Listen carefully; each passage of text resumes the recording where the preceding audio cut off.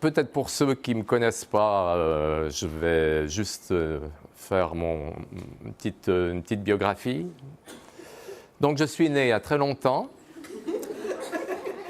et je passerai mon enfance, mais voilà, j'ai fait un apprentissage en horticulture maraîchère et plantes florales. Puis ensuite, j'ai fait ce qui s'appelle maintenant la HES à Lullier. Ensuite, au niveau entomologique, je m'intéressais déjà beaucoup à l'entomologie quand j'étais en apprentissage, ce qui fait que j'ai eu la chance d'avoir un patron très compréhensif et qui m'a confié la responsabilité, dès que j'étais en première année, la responsabilité du domaine phytosanitaire dans son établissement. Ce qui m'a permis de commencer, non pas à faire vraiment de la lutte biologique, puisqu'il n'y avait à cette époque pas de commercialisation d'auxiliaires, on ne pouvait pas acheter des insectes utiles, mais par contre, j'avais déjà pu faire une approche dirigée en regardant ce qui se passait au niveau des insectes utiles qu'il y avait dans les cultures et en évitant le plus possible de traiter. On ne parlait pas encore à l'époque d'écologie, on parlait simplement de protection de la nature. Et puis ensuite, après l'apprentissage, j'ai eu la chance de faire 2 mois de stage en entomologie avec un des pontes de la lutte intégrée, Mario Baggiolini. Et puis ensuite, j'ai malheureusement dû faire mon armée. Après, j'ai fait mes études et après mes études, ça commençait déjà à coincer un peu au niveau professionnel. Donc j'ai fait 2 années de boulot dans le domaine, mais qui n'était pas dans la recherche.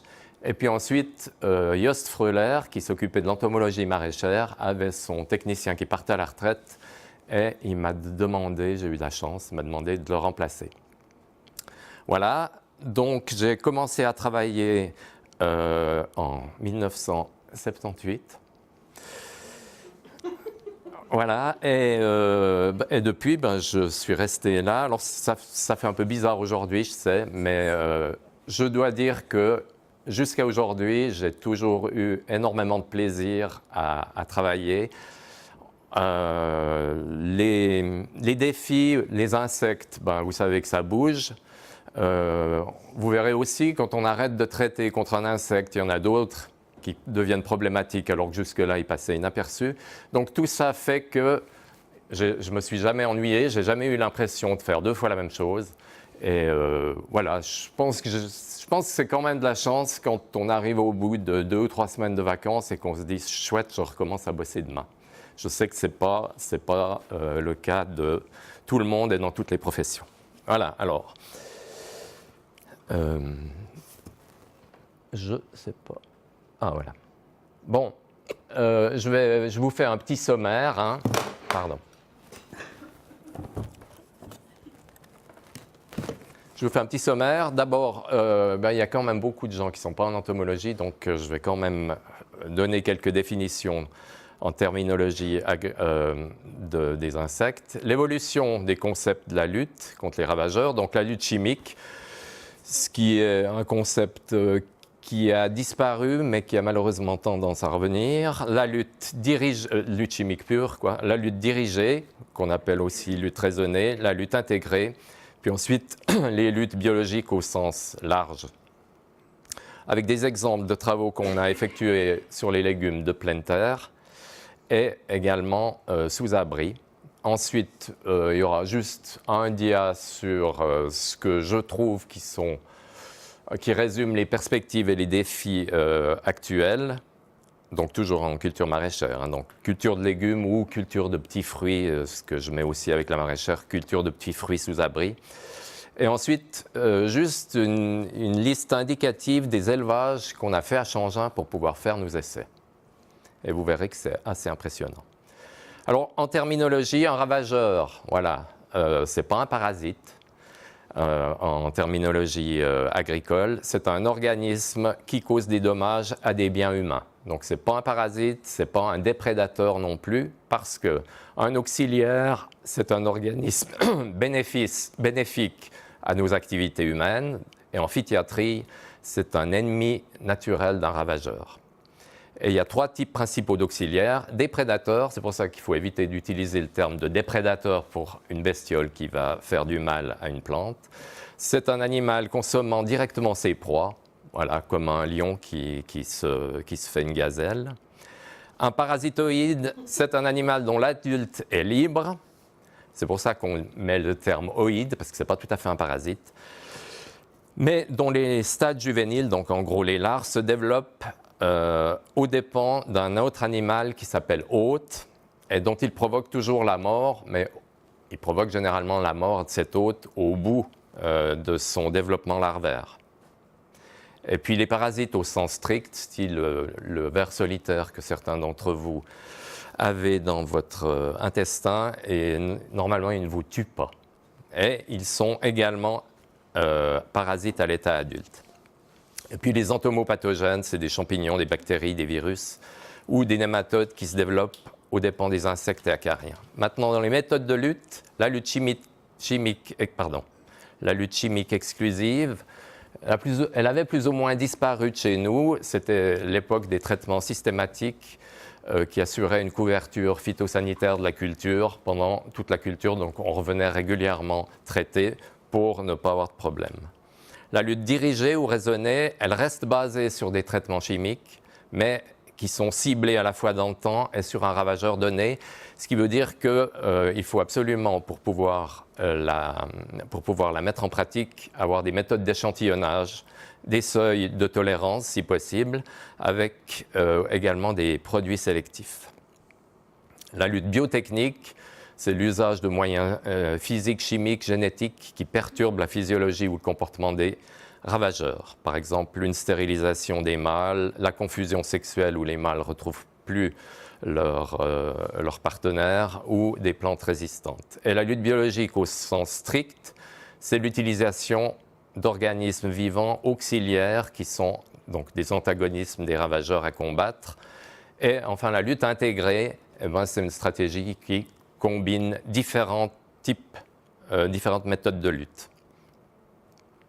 Alors, dans les années 50, la chimie, c'était la grande illusion. Donc, après la Deuxième Guerre mondiale, il y a eu une intensification générale de l'agriculture et également des intrants, avec par exemple les révolutions vertes, et une explosion du nombre de substances, pesticides de synthèse, d'efficacité qui n'ont jamais été atteintes auparavant.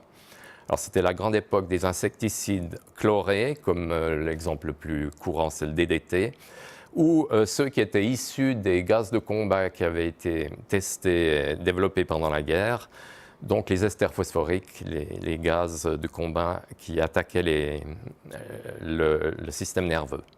Et puis, on s'est aperçu qu'il y avait des impacts écologiques dès les années 50, essentiellement chez des chercheurs. C'était pas encore populaire dans le grand public. On s'apercevait qu'il y avait des résistances qui apparaissaient chez de nombreux ravageurs, la disparition évidemment de leurs ennemis naturels et des effets le long de la chaîne trophique. Le cas typique, c'est l'augmentation de la concentration en DDT à partir d'une très faible concentration dans l'eau et qui finalement se retrouve augmentée d'un facteur de 10 millions quand ça arrive dans l'oiseau qui va pêcher le poisson qui est au bout de la chaîne alimentaire. Dans les années 60, alors au début, juste avant les années 60, création de l'Organisation internationale de lutte bio, avec des groupes de travail régionaux et thématiques par culture, et puis première sensibilité à l'environnement au niveau du public avec la sortie du Printemps silencieux en 1962 aux USA. Il y a eu, je crois, ça a été distribué dans le monde à 2 millions d'exemplaires. Et puis en France aussi, la publication de Avant que nature meure, qui visait plus large, mais qui parle aussi des pesticides, en 65. Et puis les premières approches expérimentales d'une protection intégrée, qui en fait à l'époque, comme il y avait très peu de systèmes de protection, de lutte biologique, c'était en fait la lutte plutôt dirigée, favorisant l'exploitation des facteurs de lutte naturelle. Mais encore, à l'époque, c'était quelques agro-entomologistes avancés dans leur tête qui essayaient de faire des expérimentations. Le boom a eu lieu en arboriculture dans les années 70 avec la résolution d'un groupe d'experts qui s'appelle Résolution d'Ovrona, qui appelait à une protection des plantes raisonnée au niveau international dans le contexte de la production, de la commercialisation, de l'agro-industrie et du consommateur. Donc le tout était intégré, ça aboutira plus tard à ce qu'on appelle la production intégrée.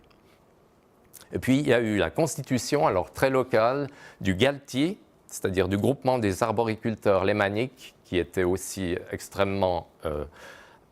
qui avait envie de faire avancer la lutte contre les ravageurs avec de nouvelles méthodes qui seraient moins impactantes, avec la mise au point de diverses méthodes de contrôle, plus des seuils de tolérance, des consignes aux producteurs sur l'emploi de l'homologation des insecticides. Donc, c'était l'époque où on pouvait encore discuter avec les firmes chimiques, qui n'étaient pas énormes et puis qui n'avaient pas plus d'avocats que de chercheurs, comme c'est actuellement le cas, ce qui fait qu'on pouvait éventuellement dire à une firme chimique, ce produit-là, vous le sortez, mais on n'a pas envie de l'homologuer sur telle et telle culture parce qu'il va y avoir des impacts qui sont négatifs. Maintenant que vous faites ça, vous avez une cohorte d'avocats ou derrière qui vont vous prouver que vous ne pouvez pas faire ça. Et c'était l'époque aussi où l'industrie chimique était devenue sensible à ce type d'argument et développait des substances sélectives qui permettaient de traiter contre des ravageurs sans avoir trop d'impact sur l'environnement. Puis la vraie lutte intégrée, c'est-à-dire la combinaison de différents types de luttes, c'était la décennie 80, avec des nouvelles apparitions de produits chimiques comme des régulateurs de croissance qui imitaient en fait les hormones qui réglaient la croissance des insectes pour les empêcher par exemple d'atteindre le stade adulte et de se reproduire. Ou la lutte biotechnique par confusion sexuelle qui a été développée en arboriculture et en viticulture, spécialement en Suisse. L'émulation des principes par le GALTI au sein du groupe de l'entomologie de la station, et là, c'est vraiment parti de M. Baggiolini qui a entraîné chez tous les chercheurs une volonté d'aller dans le même sens. Puis il y a eu en même temps les débuts de la lutte biologique dans les serres avec des firmes qui se sont mises à produire des auxiliaires. Donc c'était des firmes qui ne produisaient pas des produits chimiques, mais qui montait des énormes élevages d'insectes. La firme Koppert, c'est celle qui a commencé et c'est toujours la plus importante au monde. À noter que malheureusement, je trouve que c'était une erreur, en Suisse, la réglementation de la commercialisation des auxiliaires était basée sur une homologation qui était la même que pour les produits chimiques, alors que franchement, il n'y avait pas de problème au niveau environnemental en utilisant la lutte bio. Dans la décennie 90, normalisation de la lutte biologique en serre avec l'augmentation des espèces de ravageurs indigènes ou introduits émergents, puisque vous verrez que quand on arrête de traiter sur une culture avec certains insecticides, il y a effectivement des ravageurs qui étaient présents, mais qui passaient inaperçus parce qu'ils étaient maintenus à un niveau très bas. On s'est aperçu aussi qu'il y avait de plus en plus de cas de résistance. Voilà, y compris, il y avait des fois des insectes qui étaient introduits d'Amérique à l'époque, maintenant c'est de Chine, mais qui étaient déjà résistants aux insecticides parce qu'ils avaient développé leur résistance dans le pays d'origine. Avec une diversification des firmes de production d'auxiliaires et une explosion aussi du nombre d'espèces d'auxiliaires sur le marché. Et puis, nous, ici, on a décidé de mettre au point des méthodes de contrôle rapide des ravageurs et auxiliaires sous serre, avec un système de présence-absence, une amélioration et une optimisation de la lutte bio, avec, par exemple, en améliorant les modes d'introduction. On a aussi fait de la recherche sur de nouveaux auxiliaires potentiels, et ça nécessitait des essais et des élevages. Voilà. Je vais donc prendre tout d'abord les cultures de plein champ, avec un exemple, la mouche de la carotte. C'est un insecte qui produit les carottes véreuses. Quand vous avez des carottes véreuses, c'est qu'elles sont en général attaquées par cette mouche. L'asticot attaque les racines et provoque de la pourriture. Donc, dans fin des années 70, début 80, il y avait des graves dégâts dans toutes les zones de production de Suisse, ce qui induisait 4 à 5 traitements insecticides systématiques sur chaque culture. Et il n'y avait à l'époque pas de méthode de monitoring, donc de contrôle des populations, ni de seuil de tolérance à disposition. Donc on a fait une première recherche sur la technique d'échantillonnage. On savait que les insectes, et notamment les mouches, sont souvent attirés par du jaune. Donc on a fait des essais avec des pièges à eau ou à glu. Le piège à glu, on s'est aperçu qu'il était plus facile à maintenir, à gérer et à contrôler. Voilà. Et on a ensuite... Voilà, et en plus la mouche la carotte est facile à identifier par un non-spécialiste. Le panneau de plexiglas industriel qu'on a finalement choisi était photorésistant, nettoyable, ce qui était important pour nous déjà à l'époque. Et puis, on a évalué et on est arrivé à un modèle particulier qui est celui qu'on a gardé depuis. Là, vous avez une plaque mise en place dans les champs. Ensuite, on a monté un réseau pilote dans la plaine de l'Orbe où on offrait aux producteurs un set de pièges avec des piquets pour les placer dans les champs, une réserve de glu. Le producteur place lui-même 5 pièges dans ses parcelles. Il s'occupe de les remplacer chaque semaine pour qu'on n'ait pas besoin de faire le tour des parcelles.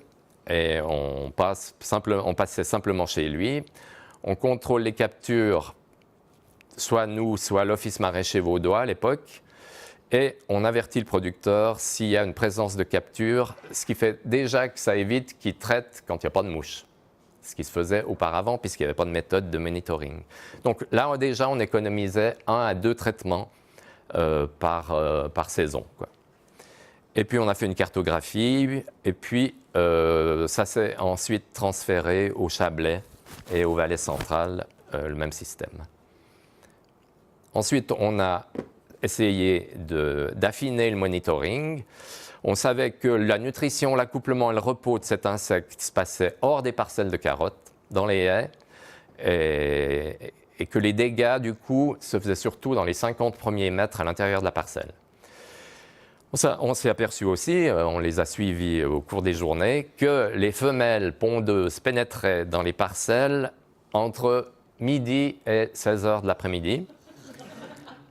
Donc, ce qui était important, c'était finalement de pouvoir conseiller aux producteurs, puisqu'ils utilisaient des produits qui étaient des produits de contact, de traiter plutôt l'après-midi et pas tôt le matin.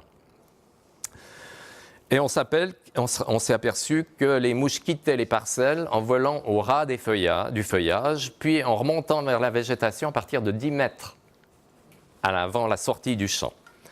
Donc, on a pu placer plus finement les pièges, à environ 15 mètres à l'intérieur de la parcelle. Puis on s'est aperçu aussi que le premier stade larvaire n'était pas dangereux parce que c'est un tout petit asticot qui attaquait les radicelles et non pas le pivot central.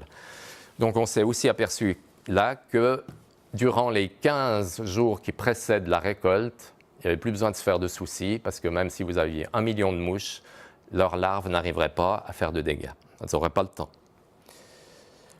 Donc voilà, ça c'est pour illustrer. Donc un vol depuis l'abri descend dans le champ, puis le vol retour se passe au ras des pâquerettes, enfin des carottes.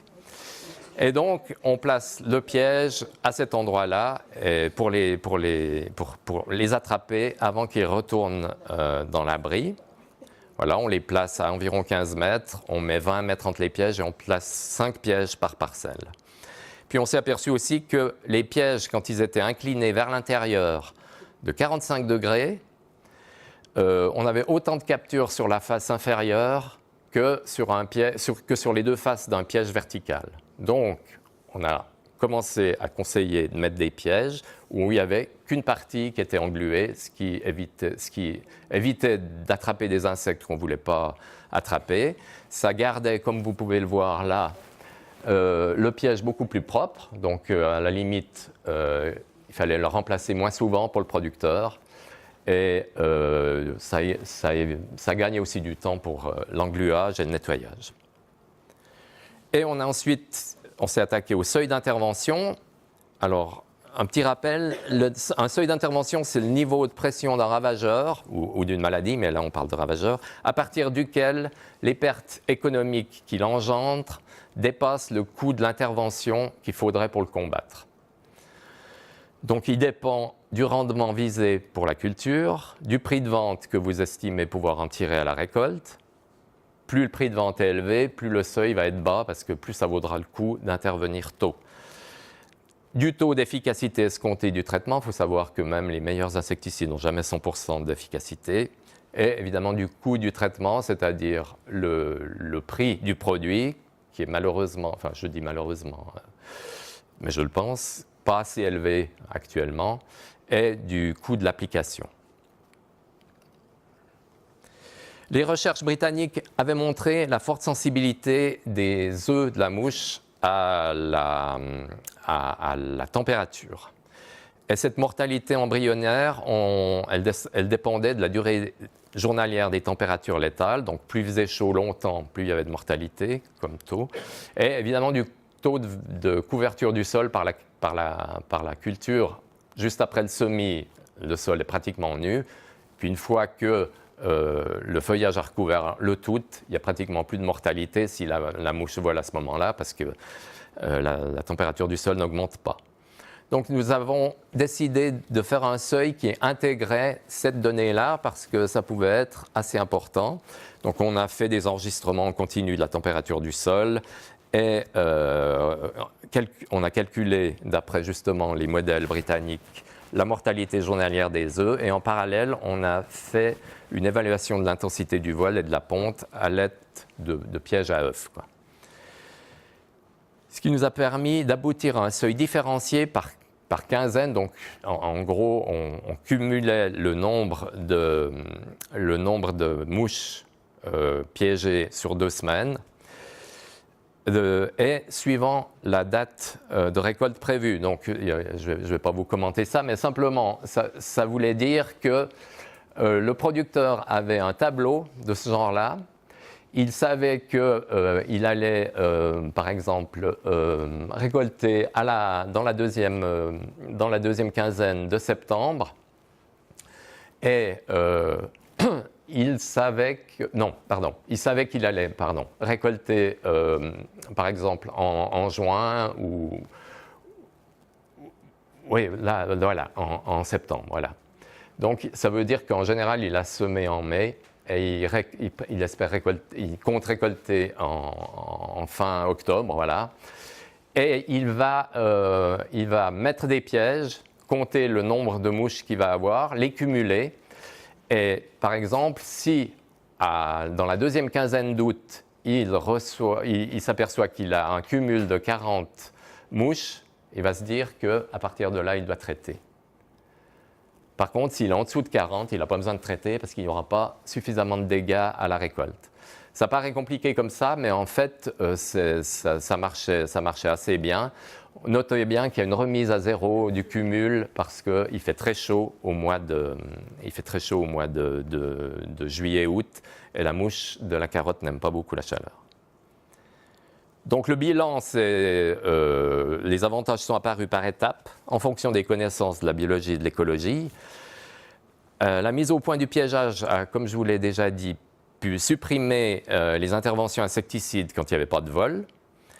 Le déplacement de la colonisation des mouches, on s'est aperçu aussi qu'il était limité, c'est-à-dire qu'elles volent très peu à partir de l'endroit où elles sont nées.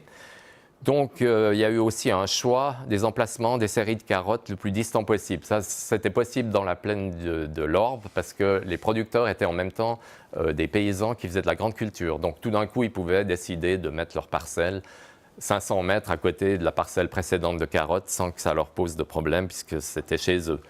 Et déjà là, simplement cette rotation des cultures a permis de baisser fortement la pression. Ensuite, l'application du seuil de tolérance a pu être mise en œuvre. Et globalement, ça veut dire qu'en 5 ans, on a divisé à peu près le nombre d'interventions sur les cultures de carottes par 10. C'est-à-dire qu'on est passé de 4 à 5 traitements par parcelle, par culture de carottes, à 0 à 1, donc 0,5. Donc on a diminué de 10 fois. Autre exemple, la mouche mineuse de l'oignon. Alors c'était un problème en Valais. Voilà, je vais aller un peu plus vite. C'est un insecte qui attaque les oignons de semis, qui est dangereux uniquement sur les jeunes stades, mais qui pouvait détruire pratiquement la moitié d'une récolte. Parce que les oignons simplement ne poussaient pas, n'avaient pas le temps de pousser. Voilà son cycle. En gros, 2 générations par an, et les cultures sont sensibles uniquement quand elles sont très jeunes. Donc le monitoring, on l'a standardisé, c'était un contrôle visuel des piqûres de nutrition sur 5 à 10 séries. Les piqûres de nutrition sont assez faciles à voir. Elles se voient, c'est les piqûres de nutrition des femelles qui, pour mûrir leurs ovaires, vont en fait ponctionner de la sève sur les feuilles. Et ça fait ces symptômes qui sont extrêmement visibles à l'œil nu et qui permettent donc de savoir si la bestiole est là. Et on a pu établir un seuil de tolérance à 10% des feuilles atteintes. Et puis on a recherché un outil décisionnel plus rapide et on a mis au point la technique de ce qui s'appelait le premier événement, qui est basé sur le principe qu'une plante prise au hasard dans une parcelle a évidemment plus de probabilité d'être attaquée en cas de forte pression qu'en cas de faible pression d'un ravageur. Ça va de soi, mais ça demande quand même des calculs. Alors la méthode pratique, c'est que le champ a été divisé en 9 sous-parcelles. Contrôle visuel hebdomadaire dans chaque sous-parcelle. Le contrôle est stoppé, alors c'est pour ça que ça s'appelle le premier événement, est stoppé dès qu'une feuille est attaquée. Donc vous prenez les feuilles les unes après les autres. Si vous avez une attaque sur la 10e feuille, vous vous arrêtez, vous n'allez pas aller plus loin. Et les positions ensuite pour ces 9 sous-parcelles sont classées par ordre croissant, ce qui vous permet finalement de pouvoir interpréter en plaçant en fait vos rangs sur un graphique, puis en tirant à peu près une droite à l'œil, et en sachant que si vous êtes en dessous de cette droite, vous n'avez pas besoin de traiter. Si vous êtes en dessus, vous devez traiter. Voilà le principe. Autre exemple, un peu plus rapide, la mouche du chou. La problématique, c'est qu'elle fait un peu sur les choux ce que la mouche de la carotte fait aux carottes, c'est-à-dire elle attaque les racines, voire même de temps en temps les parties aériennes, par exemple sur le chou de Bruxelles. Le monitoring des adultes, alors contrairement à ce qui se passe avec la mouche de la carotte, qui est facile à reconnaître, là, cette mouche-là ressemble à la mouche domestique et c'est pratiquement impossible pour un non-spécialiste de l'identifier. Et pour un spécialiste, on doit prendre la loupe à fort grossissement. C'est une question de position et de longueur des poils du corps les uns par rapport aux autres. Je vous laisse imaginer. Donc on a développé un piège à œufs et une méthode de monitoring séquentiel. Voilà le piège à œufs. Ça doit te rappeler quelque chose, Françoise? Parce qu'elle s'en est occupée quand elle était venue en stage. Ça fait longtemps aussi. Et voilà, là aussi, on rapporte sur un graphique en fait le nombre de plantes échantillonnées, le nombre d'œufs trouvés au pied de chaque plante, et ça permet soit de ne pas traiter, soit ça nous dit de traiter, soit il y a une zone d'indécision qui force à continuer l'échantillonnage jusqu'à ce qu'on puisse décider. Donc le seuil est peu utilisé en Suisse. Mais la méthode d'échantillonnage a permis de supprimer les traitements hors période de vol. Et je sais que le seuil n'est pas non plus très utilisé en France. Par contre, le piège à œufs, oui. Il est produit en Suisse dans un atelier protégé. Dernier exemple, le psy de la carotte. Donc c'est une sorte de puceron si on veut. Problématique, c'est que ça déforme et bloque irréversiblement la croissance des carottes si elles sont attaquées à un stade jeune. Alors le cycle, la bestiole a une génération par année, elle passe l'hiver sous forme adulte sur des conifères, puis ensuite elle pénètre dans les champs de carottes et c'est là qu'il faut la surveiller. Et le danger est limité aux jeunes plants, c'est-à-dire du stade cotylédon, donc de la levée jusqu'au stade 4 à 5 feuilles. Et donc on a fait une étude biologique et de la phénologie par piégeage. Test de monitoring, là aussi on a vu que le plus pratique c'était le contrôle visuel de 10 séries de 20 plantules par parcelle durant les stades sensibles. Et les symptômes évoluent très rapidement, donc ça nécessite de faire ces contrôles à intervalles très courts. Mais par contre, ce n'est pas très long parce qu'en 2-3 semaines maximum, les plantes passent du stade cotylédon au stade 4 à 5 feuilles où elles ne risquent plus rien. Puis on a fait aussi des essais de traitement afin de pouvoir établir le seuil de tolérance. Et voilà, on a aussi là établi un seuil de tolérance différencié en fonction du prix qu'on va recevoir pour les carottes et du rendement qu'on estime pouvoir être atteint. Et le bilan, c'est que là où ils pratiquent l'utilisation de ce seuil, ils ont baissé au moins de 50% le nombre de traitements contre le psylle. Maintenant, culture sous abri. Alors, les caractéristiques d'un abri, vous vous doutez bien que c'est assez isolé. Le climat est stable, les températures moyennes sont assez élevées, la ventilation est faible. Par contre, l'irrigation est évidemment régulière puisque ça ne reçoit normalement pas la pluie. Par contre, la biocénose est instable, il y a peu d'espèces végétales. Généralement, on essaye d'en avoir qu'une. Et puis, les chaînes alimentaires sont courtes et il y a donc des fortes fluctuations de population. Ce qui veut dire que c'est une production intensive qui favorise les plantes, mais qui favorise aussi les ravageurs. Donc, la lutte est extrêmement intense. Et la lutte chimique était extrêmement intense. Donc, ça veut dire qu'on utilise souvent des produits, ce qui provoque l'apparition de résistance chez les ravageurs. Par contre, l'avantage, c'est que la production a une forte valeur ajoutée. Ce qui veut dire que les producteurs des serres sont beaucoup plus ouverts à utiliser des méthodes, même si ces méthodes de lutte coûtent nettement plus cher que le chimique. Alors, par exemple, là, je marque la lutte bio entraîne une lutte bio. Simplement un petit exemple théorique. Vous avez une situation au départ, il y a une culture qui est attaquée par deux ravageurs, X et Y. Vous avez un problème parce que le ravageur X devient résistant aux produits que vous utilisiez pour le combattre. Donc vous introduisez là un auxiliaire, vous faites de la lutte bio pour lutter contre X, l'auxiliaire A. Mais vous devez continuer à lutter théoriquement, chimiquement contre le ravageur Y. Or, l'auxiliaire A ne supporte pas les traitements que vous faites contre le ravageur Y. Donc, vous avez intérêt à trouver un auxiliaire B pour lutter contre Y. Et ça initie un cercle vertueux. C'est clair que les producteurs, au départ, ne se disent pas « Ah, je vais éviter la lutte chimique parce que je suis super écolo dans l'âme ». C'est généralement parce qu'ils ne peuvent pas faire autrement que ça commence. Mais une fois qu'ils ont mis la main dedans, c'est très difficile de revenir en arrière parce que, justement, c'est pas possible de lutter chimiquement contre d'autres ravageurs. L'exemple type, c'est dans les années 80, et c'est comme ça qu'a commencé la lutte bio, résistance des acariens jaunes à la lutte chimique, commercialisation du prédateur Phytozeulus. Voilà, vous avez l'acarien jaune, donc le ravageur, et son prédateur. Mais ce prédateur, il l'est toujours d'ailleurs, il est toujours utilisé, il est super sensible aux produits chimiques. Donc vous deviez, comme il fallait continuer la lutte contre la mouche blanche ou à l'eurote des serres, avec des produits qui tuaient le Phytozeulus, il a fallu trouver un parasitoïde, là en l'occurrence un auxiliaire, pour lutter contre la leurode. Et c'est cette petite guêpe qui est également toujours utilisée aujourd'hui. Donc on peut dire qu'en fait, il y a une sorte de labyrinthe, qui fait que chaque fois que vous arrivez dans un cul-de-sac, comme ici, vous êtes obligé de trouver une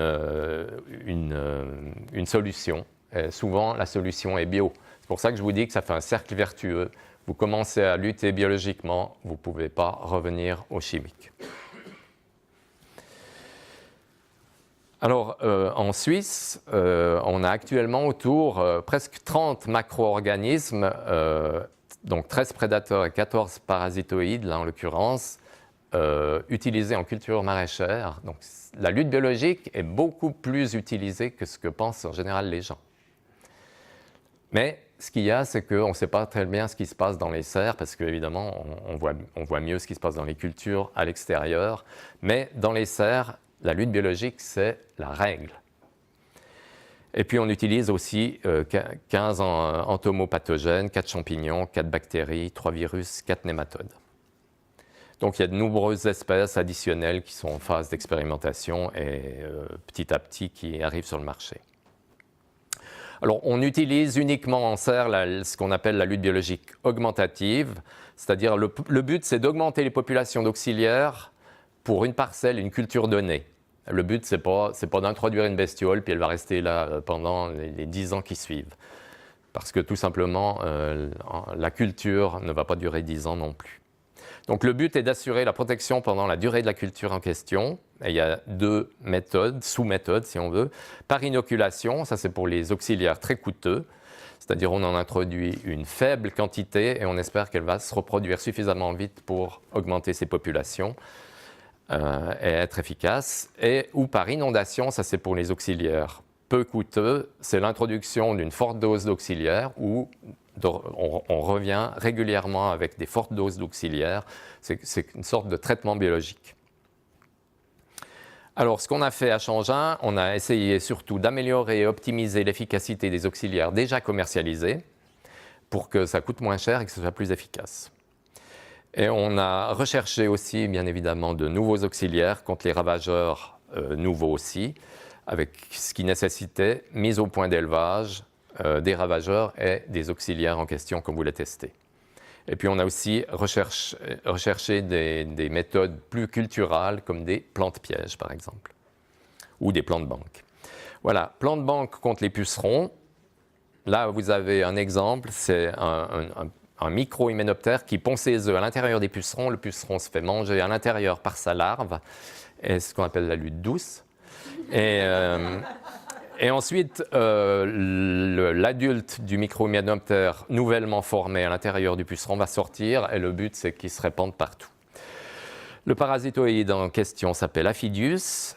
Alors, il est très efficace, mais malheureusement, généralement, les producteurs le commandent quand il y a déjà des pucerons, parce qu'il est assez cher. Et quand le producteur voit déjà des pucerons, ça veut dire qu'il en a déjà des quantités souvent très grandes, donc il y avait souvent une efficacité insuffisante et surtout pas assez rapide.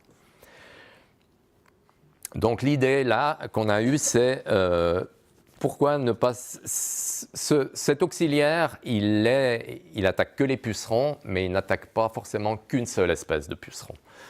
Donc ce qu'on a voulu se dire, c'est pourquoi ne pas essayer d'utiliser une technique pour que cet auxiliaire puisse se reproduire très rapidement et avant la présence de pucerons dans la culture, au sein de la culture, ce qui permettrait son introduction préventive. En plus, comme il se reproduirait à l'intérieur de la culture, il aurait un super fitness, donc il sera en pleine forme. Voilà. Et donc, on s'est dit, utilisons le terme plante banque, ce que les Français appellent plante relais, parce que je pense qu'ils trouvaient que plante banque, ça faisait un peu trop suisse. Donc, une plante banque est composée d'un végétal qui est non apparenté à la culture pour ne pas risquer d'avoir des maladies qui vont éventuellement l'attaquer puis ensuite passer à la culture. Un organisme phytophage, donc si on veut un ravageur de substitution, non nuisible à la culture. Et un organisme auxiliaire, là en l'occurrence ça serait cette microguêpe, qui se développe aux dépens de l'organisme de substitution, donc sur la plante banque. Puis quand le ravageur contre lequel on veut lutter arrive dans la serre, il y a une population d'auxiliaires qui est déjà prête à l'attaquer. Alors, ce qu'on a utilisé là, c'est du millet Eleusine coracana, parce qu'on s'est aperçu qu'il supportait très bien les hautes températures qu'il y avait dans les serres, mieux que l'orge ou le blé, qui irait aussi. Et puis on a utilisé un puceron qui est très commun sur les céréales, Rhopalocifum paddy. Et puis, comme je vous l'ai dit, la micro-guêpe qui s'appelle Aphidius colemani.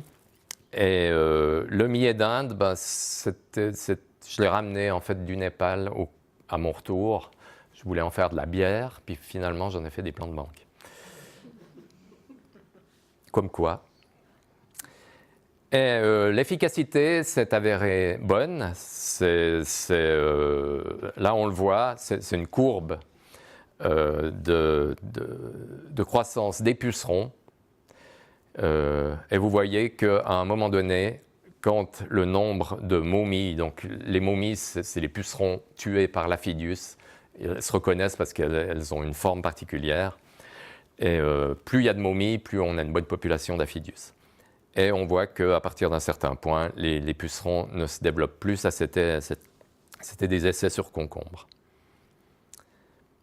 Bilan, le coût de production des plants de banque est assez élevé, mais il est plus ou moins compensé par les lâchers d'Aphidius qui, eux, peuvent être divisés par 5 à 10. Donc, en équivalent de la culture en place, quoi. C'est-à-dire qu'au lieu de lâcher 10 Aphidius sur 10 Aphidius par mètre carré, vous pouvez en mettre qu'à peu près 1 à 2, quoi.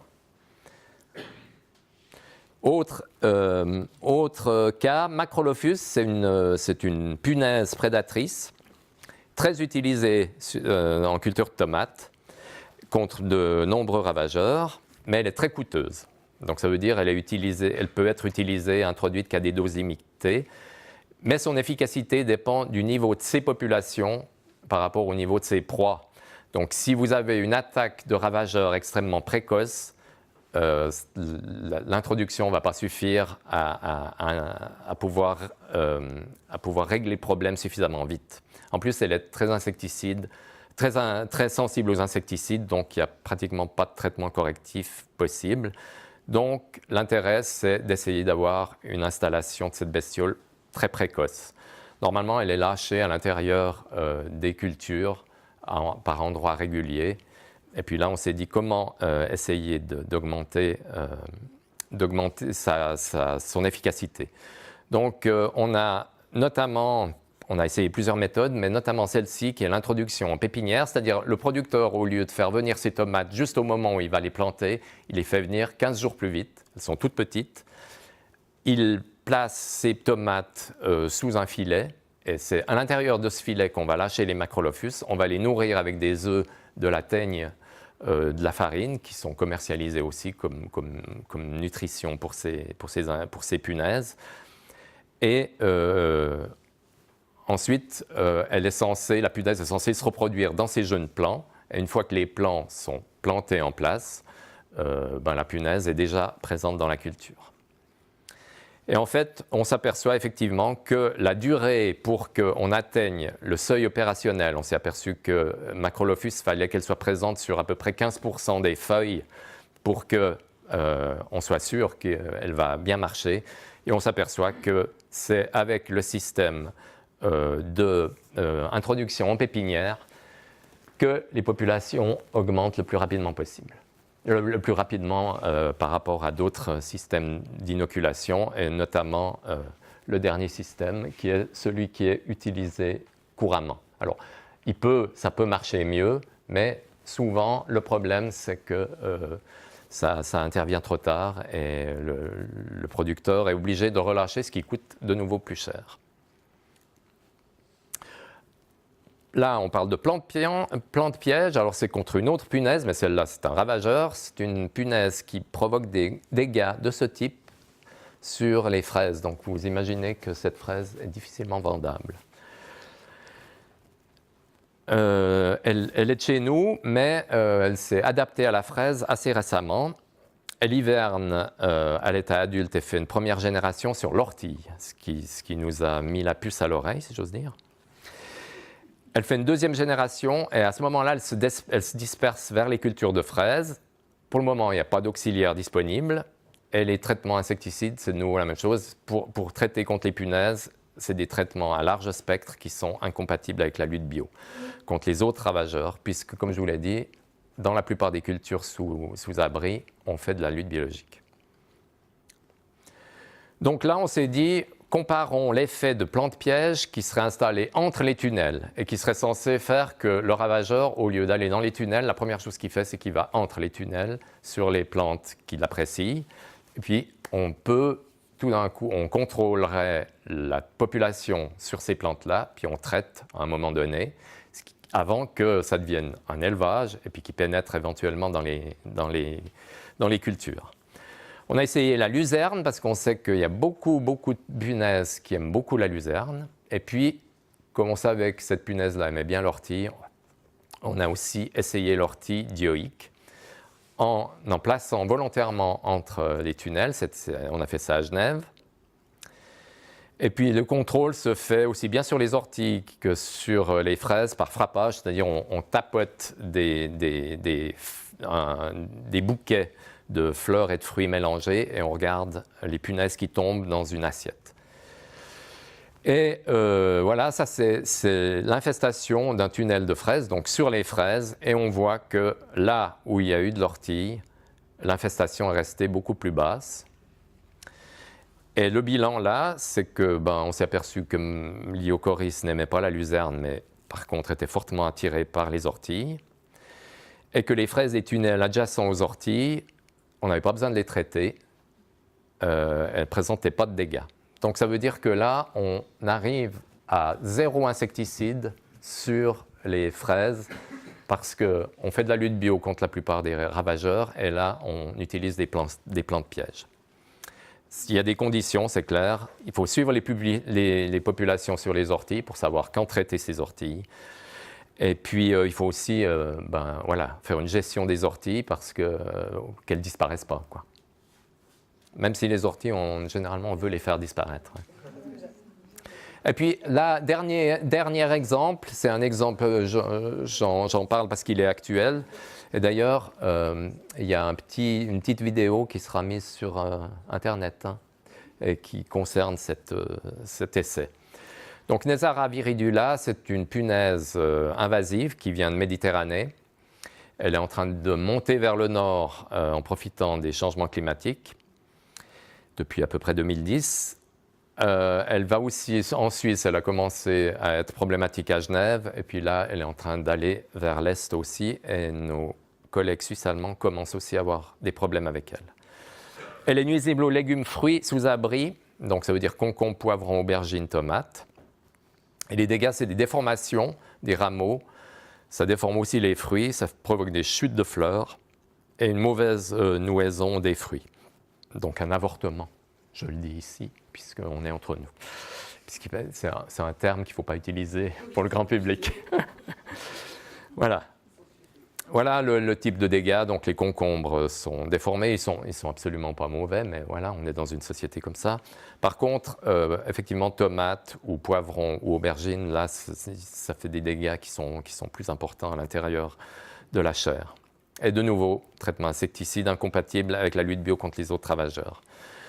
Donc, on sait que pour ce type de grosses punaises, c'est des punaises qui puent, là, c'est des parasitoïdes des œufs, donc des hyménoptères, qui sont les plus performants. À Genève, en 2015, on a récolté une ponte de Neisara parasitée.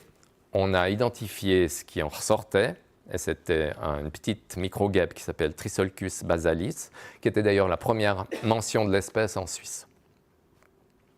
Alors voilà, le Trissolcus. Là, il est en train de... Alors, donc c'est une minuscule guêpe qui pond son œuf à l'intérieur de l'œuf de la punaise. Donc, vous imaginez la grandeur. Sa larve va se développer en mangeant l'embryon de la punaise. Puis ensuite, elle va se transformer en pupe et donner un nouvel adulte. Là, vous en avez un, je l'ai mise parce que je trouve mignon, qui est en train de sortir de l'œuf. Les œufs non parasités de la punaise sont clairs, et sitôt qu'ils sont parasités, ils deviennent noirs. Donc on s'est dit que ce serait une bonne occasion de faire des essais de lutte bio avec un nouvel auxiliaire. Donc on a dû mettre au point la méthode d'élevage de masse de Neisara, méthode d'élevage de masse de Trissolcus. Et puis on a fait des essais de 2016 à maintenant chez un producteur, donc c'est en entreprise commerciale à Genève. Donc, ça s'est passé là. En gros, on a essayé cette année des lâchers faibles et des lâchers massifs pour voir s'il y avait des différences. Alors, le procédé massif, c'était une introduction hebdomadaire d'une trentaine de pontes de Neisara parasitées par Trissolcus en élevage. Donc, on introduit, c'est plus simple, c'est d'introduire des pontes parasitées, comme ça le parasitoïde sort quand il veut, in situ dans la culture. Puis à la fin de la culture, on a baissé les doses. Et puis, le procédé d'introduction modérée, qui évidemment a un avantage, c'est d'être moins coûteux, c'était introduction hebdomadaire de 2 pontes sources par point de lâcher. Donc, ça veut dire de 10 pontes pour 1000 m², alors que là, on était à environ c'est combien, 30 ouais, à peu près 150 pontes pour 1000 m². Donc, c'est grandement différent. Donc, pour évaluer l'efficacité, on a agrafé des pontes fraîches de Neisara sur des feuilles de concombre, bien évidemment en marquant la feuille pour la retrouver. On la laissait 4 à 5 jours à l'intérieur de la serre, puis on les récupérait et on les mettait 3 semaines en laboratoire et on regardait ce qui sortait. Est-ce que c'était des Trissolcus ou est-ce que c'était des punaises? Si c'est des Trissolcus, ça veut dire que le système marche. Si c'est des punaises, ça veut dire que les pontes ne sont pas parasitées. Le critère d'évaluation, il y avait 2 critères. Capacité de prospection, c'est-à-dire la capacité du parasitoïde à retrouver une ponte de punaise dans les milliers, des dizaines de milliers de feuilles qui existent dans la serre.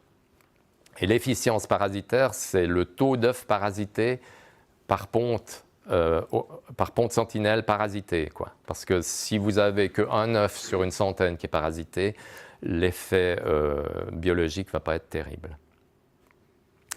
Et en fait, bon, comme on pouvait s'en douter, ça marche mieux quand on lâche beaucoup. Avec une moyenne de près de 70% des pontes qui sont parasitées sur la saison. Là où on a lâché en masse, alors qu'on n'est qu'à peu près à 30% pour les lâchers modérés. Et puis l'efficience parasitaire, là en introduction modérée, on voit qu'en moyenne, il y a 40% des pontes attaquées qui montrent un taux de parasitisme supérieur à 50% des œufs, et ça on estime que ce n'est pas suffisant. Alors que dans le cas du système de lâcher massif, il y a 87% des pontes attaquées en moyenne qui montrent un taux de parasitisme supérieur à 50%. Et puis on s'aperçoit aussi que c'est en début des lâchers qu'il y a la différence la plus grande dans l'efficacité. Donc ça voudrait dire qu'on devra vraiment viser une efficacité précoce. Donc la conclusion actuelle, c'est que la méthode des pontes sentinelles, c'est OK pour évaluer le potentiel, donc pour évaluer l'essai. La capacité de prospection est nettement supérieure dans la modalité massive. L'effet en culture de la modalité est plus précoce, donc il y aurait peut-être possibilité de limiter ces apports massifs à quelques semaines en début culture pour que ça soit beaucoup moins cher. Parce qu'on n'a pas d'idée. Évidemment, on a ici des élevages qui n'ont rien à voir avec des élevages industriels. Donc, si on calculait, nous, le coût par mètre carré, ça serait énorme. Donc, les prochaines étapes, ça serait de voir un effet sur les populations et les dégâts de Neisara en culture, puisque là, on a mis des pontes artificiellement, mais on n'a pas contrôlé les populations de Neisara parce que c'est extrêmement difficile, les populations de Neisara naturelles. Et puis, l'évaluation des coûts de la lutte bio avec une collaboration avec les firmes. Alors, les perspectives que je vois, moi, pour terminer, pour la lutte dirigée en plein champ, c'est que les anciens insecticides, y compris ceux qui étaient sélectifs, sont retirés du marché à grande vitesse. Les insecticides récents, comme les néonicotinoïdes, sont pratiquement tous à large spectre. Ça veut dire qu'ils sont extrêmement difficiles à intégrer à la lutte biologique. Donc il y a un retour, on s'aperçoit qu'en plein champ, en tout cas, il y a un retour possible au traitement généralisé sans monitoring, donc sans même devoir aller contrôler s'il y a vraiment de la bestiole qui est là, parce que les produits font tout. Donc si vous avez un traitement contre une mouche de la mouche de la carotte et que vous savez que vous devez traiter contre la mouche de la carotte et que votre produit va faire les pucerons, ben, vous n'allez pas les regarder si vous avez des pucerons. Donc on revient un peu à 50, 60 ans en arrière dans l'esprit de certains producteurs. Mais par contre, ce que je vois, c'est que les exigences de la société évoluent vite. Par exemple, vous savez qu'il y a cette initiative sur les pesticides. Alors, je pense que je suis un des rares dans la station à conseiller de voter chaleureusement pour la suppression des pesticides de synthèse. La lutte biologique intégrée en serre, là, la situation est meilleure. Après une baisse dans les années 90, justement parce qu'il semblait qu'il y avait les insecticides allaient régler de nouveau le problème, la lutte bio est de nouveau sollicitée par les producteurs parce qu'il n'y a aucune solution chimique satisfaisante à long terme. Il y a une meilleure image de marque, ça c'est clair. Et il y a de plus en plus de producteurs qui se mettent en lutte bio, en production bio, ce qui fait qu'il n'y a pratiquement plus possible de lutter avec des insecticides. Par contre, il faut aussi dire qu'il y a certains points faibles comme la qualité des auxiliaires commercialisés. Si on a affaire aux producteurs, on s'aperçoit très souvent qu'ils se plaignent qu'ils ont acheté un auxiliaire, qu'ils l'ont introduit, que ça ne marche pas. Et quand ils ont regardé, bon, on leur conseille toujours de faire ça, mais quand ils regardent ce qu'ils ont reçu, ben, ils s'aperçoivent qu'il y a un tas d'auxiliaires, un gros pourcentage de ces auxiliaires qui sont morts. Or, ce qui se passe dans les serres, au moment où vous devez recommander, vous attendez une semaine pour recevoir les nouveaux auxiliaires et il y a bien des chances que votre ravageur ait explosé. Donc ça, c'est un gros problème. Et puis, le challenge, là, c'est l'introduction continuelle de nouveaux ravageurs. Je veux dire, chaque année, il y a des nouveaux ravageurs qui arrivent. Et souvent, c'est dans les serres, parce qu'ils viennent du sud, et c'est là qu'ils vont se trouver le mieux. Et en attendant qu'une solution bio, comme on essaye de le faire pour Nezara, soit mise en œuvre, à ce moment-là, il faut revenir à des produits chimiques, ce qui fait que ça bousille, ça risque de bousiller la lutte bio contre les autres ravageurs. Et contre les autres ravageurs, souvent, l'introduction a déjà eu lieu, donc le producteur a déjà dépensé de l'argent. Et tout d'un coup, il a dépensé de l'argent au mois de mai, et tout d'un coup, il s'aperçoit à fin juin, il doit traiter et que ça va annihiler tout ce qu'il a introduit. Là, on va juste passer en revue, mais sans... Là, je voulais juste... Ça, à la limite, j'aurais bien aimé qu'Alain Gaume soit là, mais bon, toi, tu es là. Ça, c'est quelques élevages qu'on a fait, c'est pas exhaustif, mais qu'on a fait à Changin, dans notre groupe d'élevage, pour lutter, faire de la lutte intégrée ou biologique ou étudier des insectes sous abri. Donc, vous verrez qu'il y en a pas mal.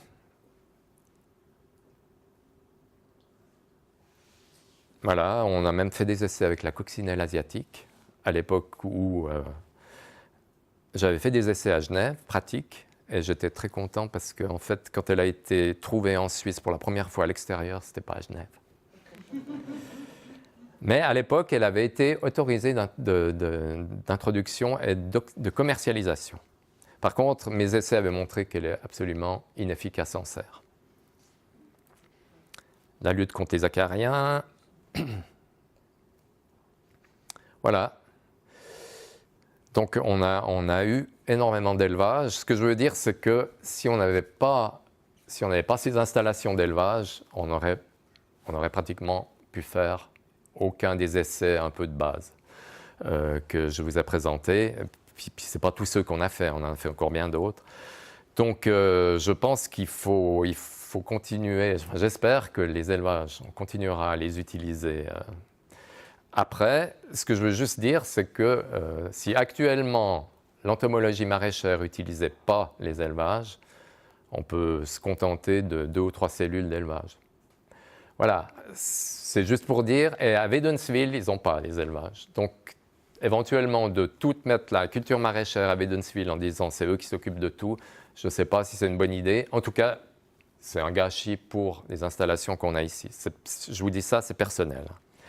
Alors, donc, à propos des élevages, je veux quand même remercier l'équipe de Martine aux élevages et Suzanne Tagini, qui était avant elle, et qui est à la retraite maintenant. Mais la qualité des essais qu'on a pu faire, c'est essentiellement dû à la qualité des élevages. Je veux dire, j'ai affaire à beaucoup de collègues français notamment, qui ont à tout moment des problèmes dans leurs élevages, et nous, on en a extrêmement peu. Des problèmes avec carrément la disparition des insectes qu'ils élèvent. À tel point qu'il y a 2 ans, on m'a demandé si éventuellement on pourrait refournir, nous, des drosophiles Suzuki, parce qu'elles disparaissaient des élevages français. Donc merci beaucoup et bravo, bravo pour le boulot. Hein. Ouais, tu peux. Ouais.